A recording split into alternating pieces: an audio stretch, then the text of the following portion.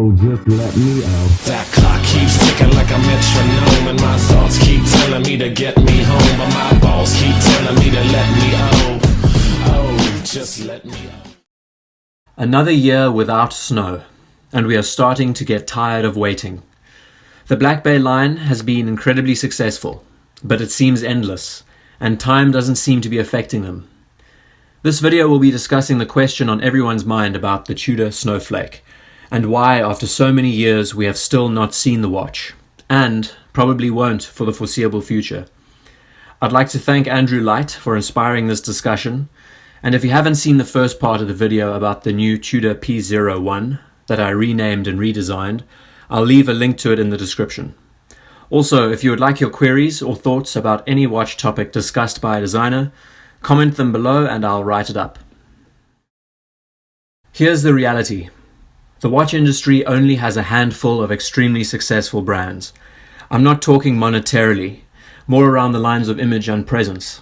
Yes, brands like Lange and Jacob & Co. produce extremely fine watches.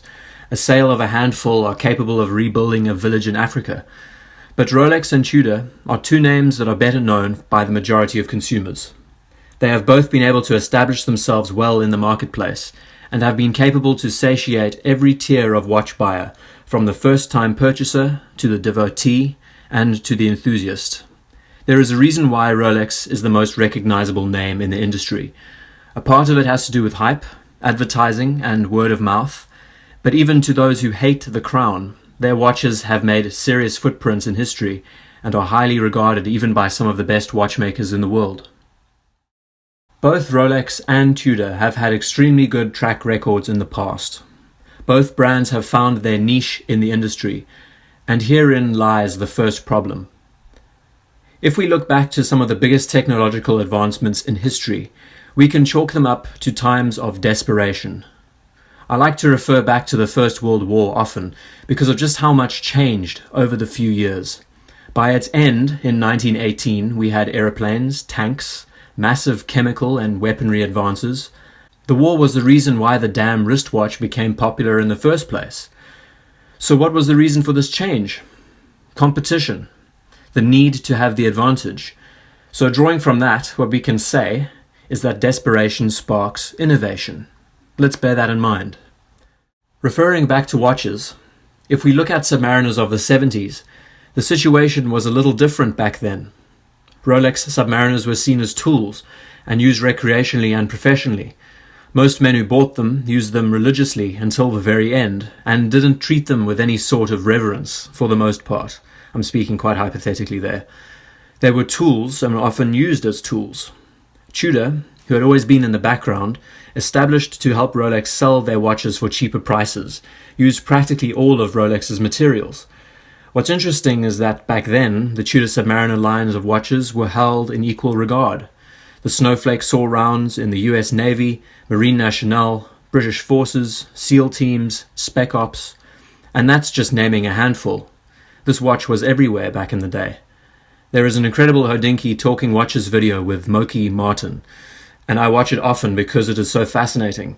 1, the reverence the man has for the watch, and 2, the stories that are attached to it. Fast forward to our current day, the Tudor Snowflakes are as sought after as Rolex 5512s and 5513s. It's also fascinating to see how endearment has changed over the years towards these watches. Once they were tools, and now during their retirement, they are held in such high regard. So the modern Submariner, let's say the 114060, is seen a little differently than it used to be. Now it has white gold surrounds on its indices and platinum-filled markers on the bezel. The watch is all glossy and polished up. For the masses, it is seen as a luxury product, and for most of us, we view it the same way. There is no real need to market this watch anymore. It is desired by most males wanting to buy a watch. Like all of Rolex's current sports watch lineups, they don't need to try and sell their pieces. In fact, they are limiting their supplies for ridiculous reasons, which in turn is strengthening the grey market. The bottom line is that Rolex is not desperate. They do not need to innovate for the sake of climbing up the rungs. Then Tudor rose from the ashes of the 90s with a revival a few years back, and has since made a big impact in the industry. I think we can all agree that it is seriously impressive what a brand has been able to do, and it shows that Rolex knows what strings to pull. At this point in time, Tudor, like Rolex, is complacent.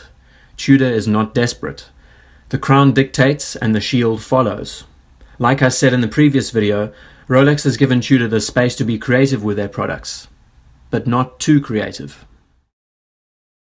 As a designer, I know that if I was working for a company like Tudor, I would be so excited to launch a line of watches that harken back to the past. That is another reason why I found the release of the P01 interesting this year. It is a revival, and arguably, there is no better revival in the Tudor line than the Snowflake. I can imagine teams of designers working on the project right now, in fact. But Tudor is not the one to give the project the green light. Rolex is. Rolex dictates the terms, and in my humble opinion, the release of the Tudor Snowflake would pull too much attention away from the crown. I'll give you an example. Let's look at these two pieces. They look very similar. One is a Rolex, and the other is a Tudor. They are both rugged, robust, and look amazing. There is a difference though.